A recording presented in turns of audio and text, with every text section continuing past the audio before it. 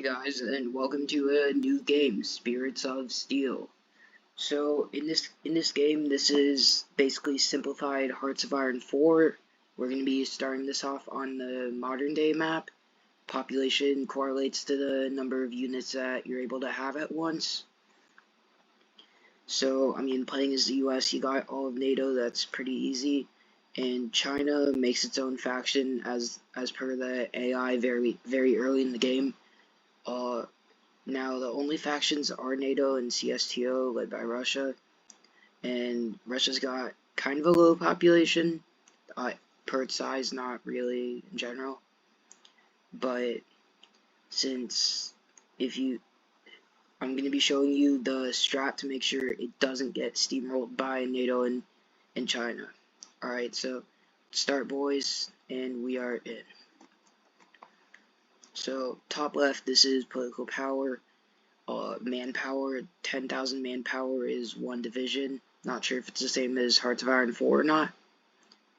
So this game, if you're not in combat, it's best played on 5 speed. We'll get ourselves up to 25 political power. Then we go China makes alliance almost immediately.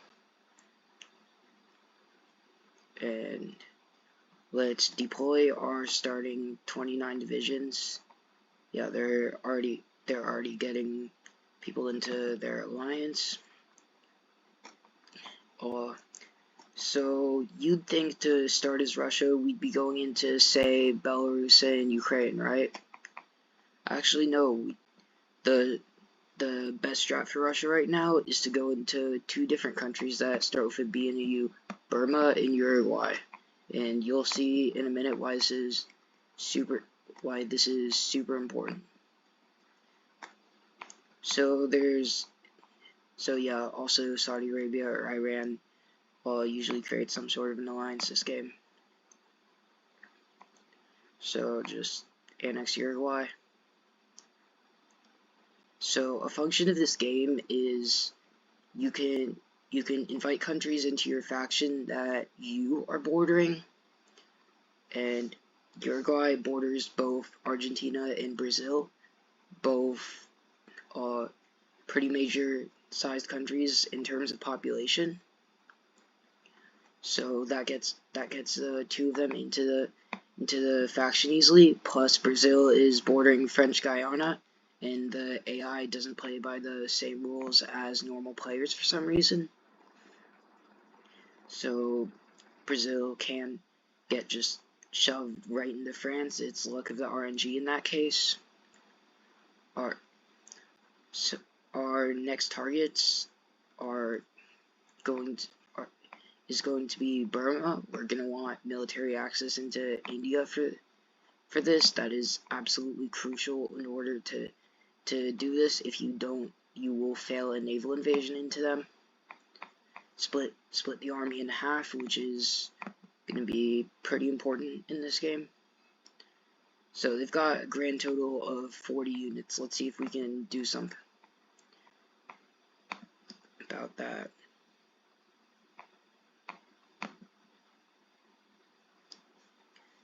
Us attacking at multiple angles splits up their armies, and their armies can just kill themselves on us, since our stacks are a lot higher than theirs. Since we have military access to India, our armies will retreat into India instead of just dying like they would otherwise, so it's not a death wipe. And we've gotten super unlucky with this RNG. India has joined the Chinese faction, which is one of the worst things that can happen to us in general, since the populations of India and China combined make up about a third of the world. However, it's not over yet. We still have a chance of doing okay. We still have a chance. Plus, there's an aspect of this game, revolutions, where countries can just have a revolution and turn into same country, different ideology, and you can only invite countries into your faction if they are either non-aligned or of the same ideology as you. Russia is of the nationalist ideology in this game, basically, and most of the ideologies correspond more or less to where the countries are at in real life. So it's not over till it's over. Bangladesh has a pretty sizable population. So does Thailand, and Laos, I believe, is communist in this game, which means we are unable to put them into our faction. However, a few other things we can do. We don't need to invade Ukraine. AI buffer states are actually really good in this game because they can just help you survive a bit longer. So invite Ukraine to the faction. Then we have the military access from India still, so we're gonna go over through India again. We are going to ask for military access from Pakistan. We are going to invade Afghanistan, which is totally doable in this game. Well, it's not. There is a terrain map mode, but terrain doesn't seem to really have an effect here. So we're just going to use the same strat that we used to take down Burma. We are going to just let them wipe themselves out on our army.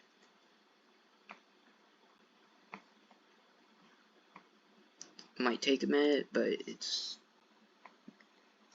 going to happen. That's the only real way to accomplish invasion of a country with the amount of troops that Afghanistan has in this game.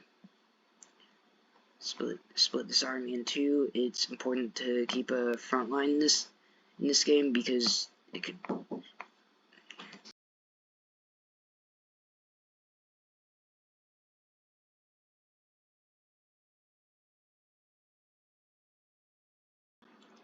can fall apart really quickly if you mess up. So now we've got access to a couple more countries we can invite into the faction. Pakistan, Iran, Uzbekistan, and well, Turkmenistan is honestly not amazing in this game. It's got a decently low population, and it's not really worth allying with them and using up a faction slot for them. I'm just gonna go ahead and invade them. This time, we're just gonna push through into them.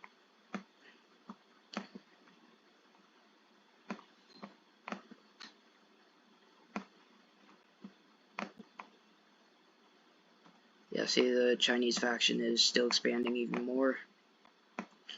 Just gonna keep pushing, try to hit their capital. The game very helpfully does give you pop-ups of everything that's going on, of new factions being formed and everything. We are going to annex Turkmenistan. And this, I believe the Iran that we are allied to is, yep, it will be victorious in the civil war, so we don't really have much of anything to worry about here. So here's where we have an interesting opportunity. We don't actually have a way through to the Guanxi clique, so it might just end up joining the Chinese faction, and it probably will. But if we can get enough troops in there done strategically enough, we should be able to make it work. A way that we can invade it, force it into our faction, or just annex it and yoink the troops from there. While we're at it, we have 260 political power. It's time to make another move, try to get some more nations into the faction. Now we've got most of the better nations already picked up by a faction or already incorporated somewhere. However, there's a few nations left in Latin America that are definitely worth adding into your faction, such as Mexico, which isn't really a lot of help against NATO if war ever breaks out. And we're gonna go in and invade Colombia next, and that was a misclick. Meant to invade Ecuador, but no worries since we have all the troops we need to pull this off anyways.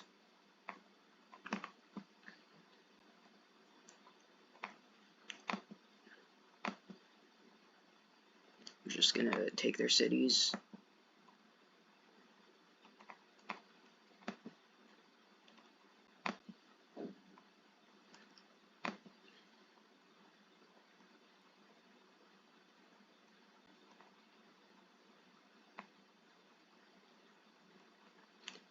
The other problem is, since even though they're in our faction now, our troops just get randomly sent all the way back to Russia. So we are going to be moving our troops back down here. We are going to be invading the right country this time. We are going to be taking their capital in about 10 seconds. Annexing them. And this is starting to get a little bit repetitive in our strategy, just going for whatever is the highest population left, more or less. While we're over in Latin America, we can also pick up Venezuela, which again isn't the greatest country, but that's 20 to 30 troops at least. That's honestly probably a lot less, and I'm miscounting horribly, but it doesn't matter. That's interesting. There's a lot of things that you just don't see every game. You usually do see DR Congo do some expanding, but this is a very large amount of expansion even for them. So we're gonna start getting our allies over in Africa now. One of the biggest counterweights to China and India in this game is Nigeria. Since their population is so high, I believe they have over 300 million people in real life. And Togo has annexed Ghana, which makes it pretty good in terms of population. And let's just invite everyone else over here into our faction, because why not?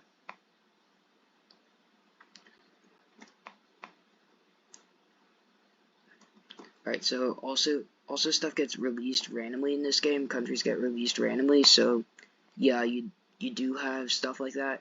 Communist China has joined Chinese Compact. Guangxi Clique has joined Chinese Compact. You're going to see a good number of those throughout this run. Sichuan Clique has joined China. That's not good. That means effectively China has lost nothing so far, since all three of the nations released from it have just rejoined. We are going to go into the Congo. We are going to be inviting the DR Congo into our faction. And while you guys are thinking, well, South Sudan, that's not really someone worth inviting into your faction. They've got a pretty low population overall. They did invade the Central African Republic, and they do have a decent way of making it across the African continent, because land route through continents is in my opinion at least superior to just sailing around them. So while we're over here, since every other nation in the area has been in our faction, and it doesn't really matter, we don't need a complete front line for this, since Gabon is fairly weak. So we are going to rush up into their into their capital. We are going to engage their unit, their solitary unit, and we are going to annex them. That doesn't give us much additional manpower, but you gotta understand, in this game, something is better than nothing, especially because something can save your nation by the skin of your teeth. Equatorial Guinea, alright. And it's always good if you're in an area surrounded by your faction members, just to get as much land as you can logistically get in that time. Another feature of this game that definitely isn't supposed to be here, but I am definitely gonna be taking advantage of it, is you declare war on a country, they get capitulated, you actually get the peace deal, so you do what you want, and peace deals are very simplistic in this game. So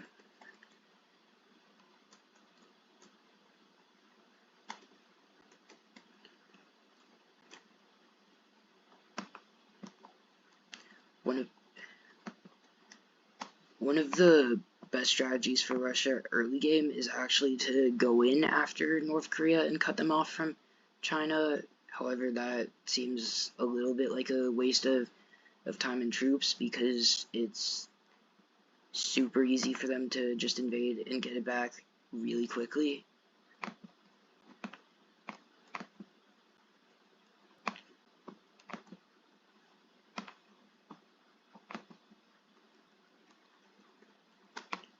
The X nation attacks troops on our border lowers our stability substantially, so we need to keep an eye on that to avoid civil wars.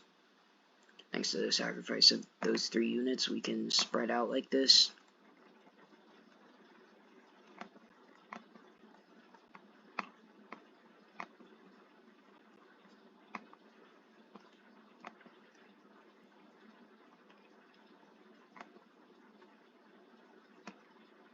To capitulate a nation, I believe you have to take all of their cities within their nation.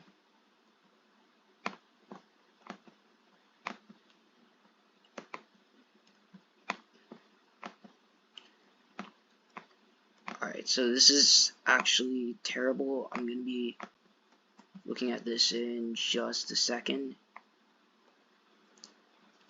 Oh yeah, and since there's a bunch of different maps, a lot of the ideologies turn out kind of weird for what they are. For example, non-aligned Japan gets you occupied Japan, since there's many different maps that just have different nations, and the developers just didn't really include everything 100% correct. Alright, so the RNG isn't actually as bad as I just believed it to be.